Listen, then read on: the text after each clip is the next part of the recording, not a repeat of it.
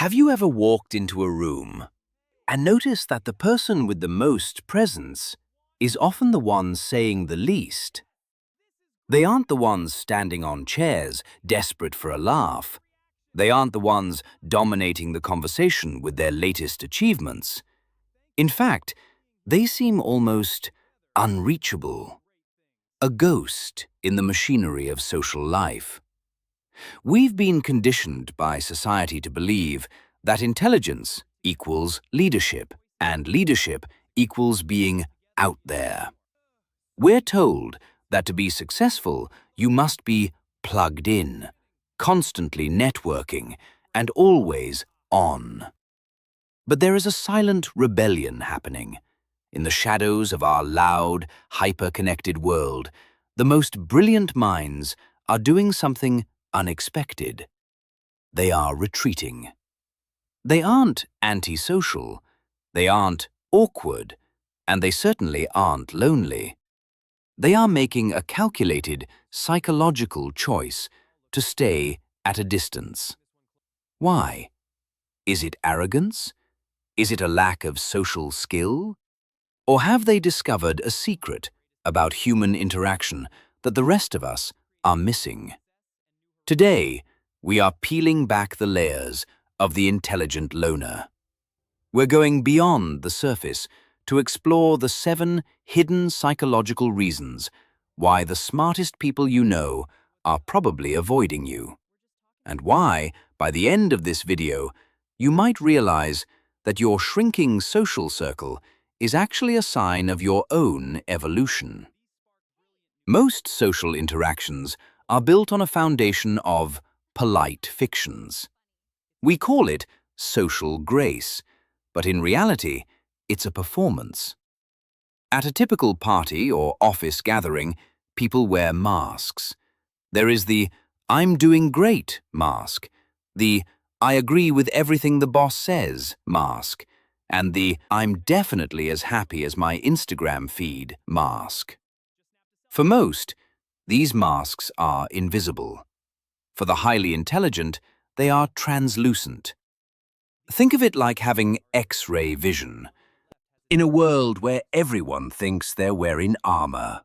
When a smart person looks at you, they aren't just hearing your words, they are analyzing the micro-expressions, the slight quiver in your voice, and the logical inconsistencies in your story. They see the hidden agenda. They feel the forced laughter. They recognize the performative outrage. Imagine how exhausting it is to sit through a dinner conversation where you can see every lie and every ego-driven maneuver. It's like watching a movie where you can see the wires holding up the actors. Once you see the wires, you can't enjoy the movie anymore. Intelligent people don't avoid people. They avoid the theater. They crave radical authenticity, a state where masks are dropped. But because authenticity is rare, they find it more efficient to stay home than to spend hours participating in a play they didn't audition for. In physics, there is a concept called entropy, the gradual decline into disorder. Highly intelligent minds operate at a high level of internal order. They are constantly processing complex data, solving problems, and connecting dots. To them, small talk is social entropy. When someone asks, "Hot enough for you?" or "Did you see what that celebrity did last night?" it's not just boring, it's disruptive.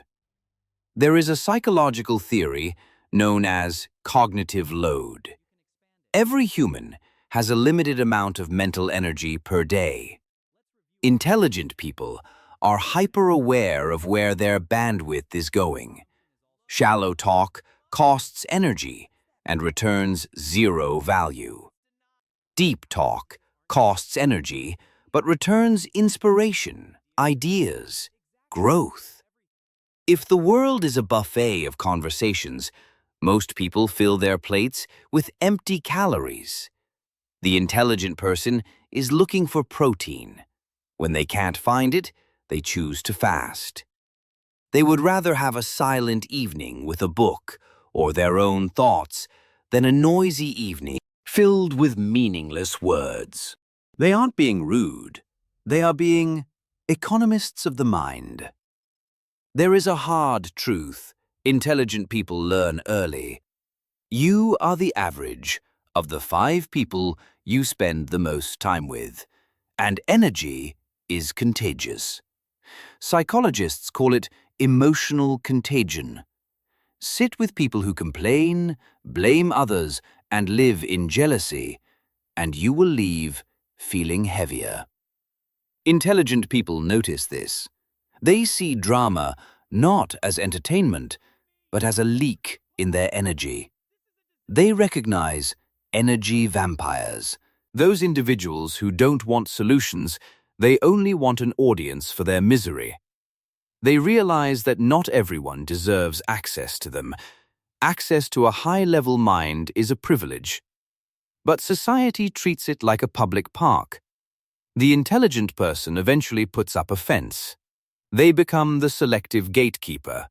They keep their circle small, sometimes just 2 or 3 people, because those people are net positive. They are people who challenge them, who provide peace, or who offer a different perspective. Everyone else is kept at a safe, polite distance. It's not about being too good for others. It's about biological preservation. For the average person, a social interaction ends when the door closes. For the intelligent person, that's when the second conversation begins, the one inside their own head. Why did they hesitate before answering that question? Did I come across as too intense when I mentioned that theory? There was a 30% chance they were offended by that joke, based on their body language. This is the overanalysis loop. Highly intelligent individuals have a high-frequency brain. They process more data points per second than the average person. While this makes them great at their jobs, it makes socializing a high CPU task. Socializing is unpredictable. It's messy. It's full of variables that can't be controlled. Sometimes, the smartest person in the room stays quiet or avoids the party because they simply don't want to deal with the post-social hangover.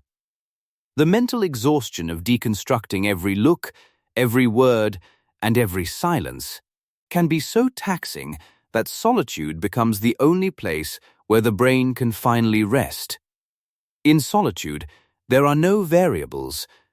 There is only clarity. Statistically speaking, the further you move to the right on the IQ bell curve, the fewer people there are who share your frequency.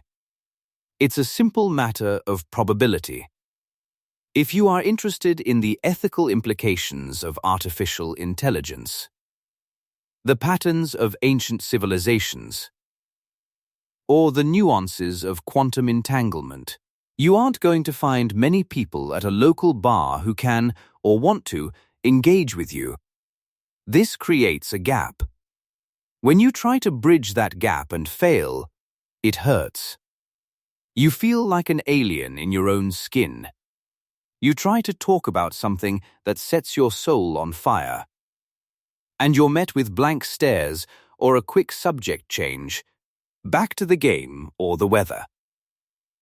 Eventually, the intelligent person stops trying to build bridges to nowhere. They accept a fundamental truth. It is better to be alone than to be in a room full of people and still feel alone. They choose quality solitude over quantifiable popularity. They wait for the others, those rare, outlier individuals who speak their language. And until those people show up, they are perfectly content wandering the world as a lone wolf